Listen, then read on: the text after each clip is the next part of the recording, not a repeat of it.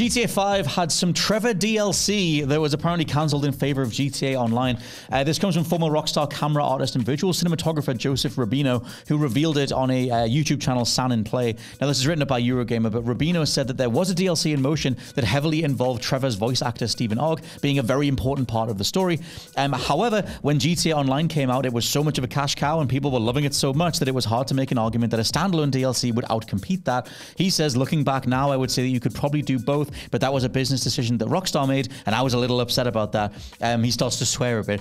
He says, I was a little sour at the time because I was like, yo, what the F, guys? This is awesome. Let's keep going. Let's finish this. And then we shelved it. Eurogamer do note that the TREVOR DLC was probably halfway complete when it was canned, but literally everything was put on pause because, according to Rubino, GTA Online was going crazy.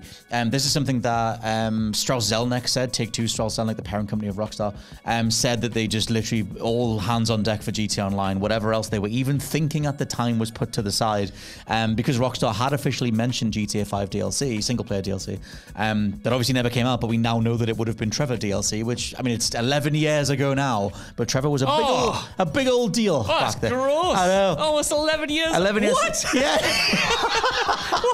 It's 11 years since The Last of Us, since Bioshock Infinite. I'm just naming 2013 things, but GTA 5 is 11 years ago, my friend. Oh, life is pain. It is pain. Not least because we never got any single-player GTA 5 DLC, Scott. I would have loved this. I absolutely would have. And look, I'm someone who played online to death. I eventually fell out of love with it just because of how kind of aggressive it got, in my opinion, with the updates and the monetization, the shark cards and all of that. But for the first probably 4 or 5 years of that experience, I was one of the GTA Online heads. I was there for the launch of Heists. I was having a great time with my friends, and I understand why that got a lot of focus, because it just did become an excuse to print money. That said, I think it's... You're halfway done. You're halfway done. You've got GTA 5, a story mode which people still loved. I went back to GTA 5 last year and I forgot how much I loved those characters, man. They are, to me, I think the story is well underrated in that game. But Trevor, obviously a standout. Stephen Ogg gives an excellent performance. I would have loved to have seen more anarchy with that character. I'm pretty sure Stephen Ogg earlier this year might have said that the plan was, I think it might have been mentioned in the Eurogamer report as well, but the plan was to have Trevor kind of go undercover, which could be very fun. And it's like, I just think it's a shame that despite the amount of support that GTA 5 got, with the amount of updates that it still receives today, we couldn't get one single-player DLC, like substantial story-based single-player DLC after it was already announced. You're telling me you couldn't do both? The thing is... I know they had... sorry to cut you off. I know they had Red Dead Redemption 2 on the horizon as well, and I imagine, you know, development was split between online and RDR2, and to get that over the line, they couldn't work on the DLC as a third thing, but... Come on, man, come on. It's been like 11. I mean, the thing is, yes, Rubino mentions that once Red Dead Redemption 2 started coming into the fore, that they had to move resources over to that. But no one's not going to get a GTA 5 DLC, single-player DLC, even if it was 11 years later. Even if you put it out right now as a tide over to next year's GTA 6, it'll still sell ridiculously between now and then. My thing with this is that it did, at least for the time, confirm that they were just all in on GTA Online entirely. They really just started to sack off the idea of caring about single-player GTA, which was the big fear across the last decade or so. And I thought that was somewhat remedied in GTA 6's trailer, because it is just so story-heavy and character-heavy, and it looks like it. I know even the soundtrack and everything with Tom Petty is what I want from my GTA. I'm someone that... the GTA Online that I played was the multiplayer on PSP with everybody in my high school back when that first came out, and then GTA 4's online mode, and then about an hour of GTA 5's online. I didn't stick with that. I scratched my GTA itch before all of this blew up. But obviously it is a cottage industry all unto itself. And it is interesting seeing Rockstar, or you know, retrospectively, what they were doing to navigate it as it was blowing up. Because it's like, if you're anything of a business mind, it's just going to be pull everyone off everything else and just put it on this for the foreseeable future. And that became 11 years with everything else dying. Yeah, man. And I mean, you've got to remember as well, it literally did blow up, not in terms of popularity, in terms of online didn't even work for the first 2 weeks. That's what put me off. Didn't even work. I remember like jumping in 2 weeks after launch when they finally dropped it, and then it was just bug after bug after bug. You were losing your progress, had to keep restarting, playing this. I must have played that opening mission to GTA Online about 20 times just to get it to actually work. So they were putting out fires. It did take forever for the promised heists update to come. That felt like we were waiting on it forever, and that was announced as a pretty much a core feature. Do you remember the Beach online. Bum DLC? I remember the Beach Bum DLC. I remember like when shark cards first started to become a major thing. And like you said there, the fear over the past 10 years has been not how much is GTA Online going to impact GTA 5 and the construction of DLC like this, which was cancelled, but how is it going to reconstruct the identity of the franchise going forward? What impact will it have on GTA 6 or even GTA 6's online mode? Because I honestly think that GTA 5 Online was partly a huge success because Rockstar didn't think it was going to be a success.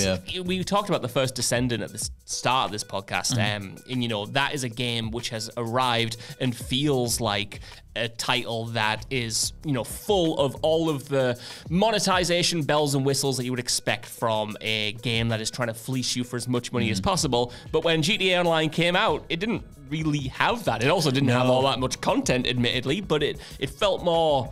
I hesitate to use the word for a consumer product, but it felt more pure. It felt like it was for the enjoyment of the player first, and we got a lot of free updates, and then eventually it started steering towards, you know, pricing people out. Well, you could look at the lack of polish that thing had at launch. I know that was entirely player number related, by like the amount of people that were trying to get on GTA Online just did absolutely tank it. But the fact that they didn't do betas ahead of time, they didn't, you know, how do they not plan for GTA Online being a thing?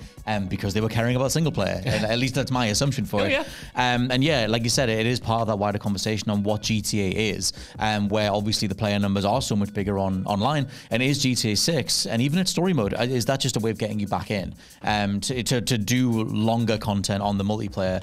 You know, are you going to get GTA 6 story DLC because of the way this shook out? Probably not. I don't feel like this got that much, or hasn't had that much anger over it across the last few years. There was an initial thing a couple of years after GTA 5 where it was like, where the hell's the DLC, guys? You mentioned this.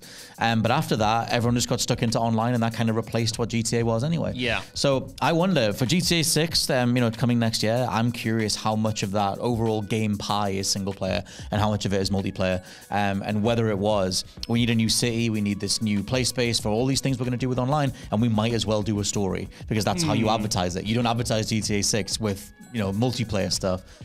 You get that out the way kind of thing, and then you do GTA Online in the long term.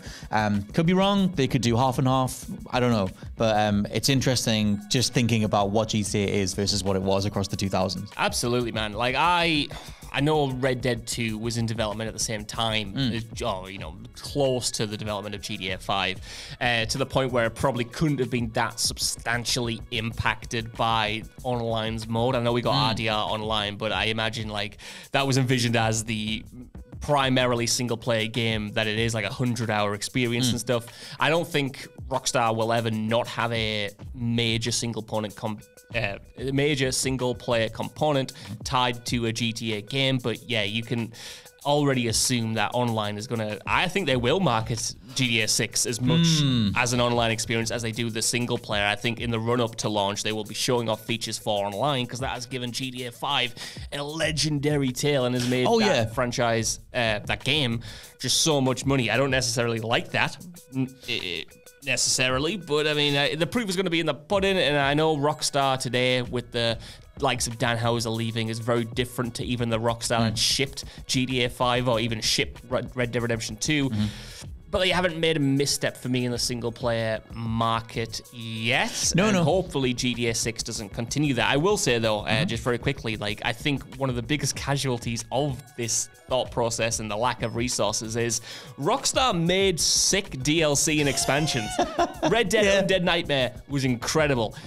GTA 4, The Ballad of Gay Tony, arguably better than the actual game Lost in the itself. Damned as well. Lost in the Damned ruled as well. You know, they have a knack of, once the world is established, of doing something interesting and creative with the DLC, and that's kind of, as much as I would like to see Trevor again, that's what I always wonder, like what new mechanics could have been brought to the front. I'm sure we saw some of them in the GTA Online updates, whether it was just more heists or whatever it was, but how could you have flexed in that space? I don't know. Going forward, sorry, keep rambling on. I do want to see, if we're not going to get more story DLC, I want to see more integration of story stuff in the online space. Then I know we got a little bit in GTA Online with, you know, returning characters and bits and pieces here, but I'd love that to be more substantial, where you actually see the world evolve rather than just kind of see cameos from Lester or whoever. Yeah, but I wonder how much they, as like a defense on the dev side, have said, well, look, all your story cutscenes are over here. Like, if you want additional stuff, it's over here. It is mentioned in the Eurogamer report that some of the bits and pieces that were going to be in the DLC were then used for GTA Online, whether that's mission structures or maybe vehicles or whatever it is. But at the same time, yeah, I'm just curious about modern day Rockstar, and I think something like Red Dead Online kind of just died. Like, it was a thing for like a couple of weeks. I know it's still online, people can go play it, but it had nowhere near the level of engagement or a conversation around it that GTA Online has. And it is that question for something like GTA 6. It's like, does GTA Online, like, how the hell do you migrate everybody over? People have spent thousands of dollars, hundreds of thousands of dollars and pounds and everything else, buying property, buying cars, like making a space for themselves in GTA, in them, you know, in the Los Santos. And it's like, how do you then carry that over? Do you just say like, oh, if people moving to this new city, you're entitled to this? Like, I think that's the thing. Or do you try and siphon it off and do the Call of Duty HQ, the Assassin's Creed Infinity thing, where GTA Online is its own launcher, and then you just launch into different cities? Maybe you're taking a plane to different cities or something.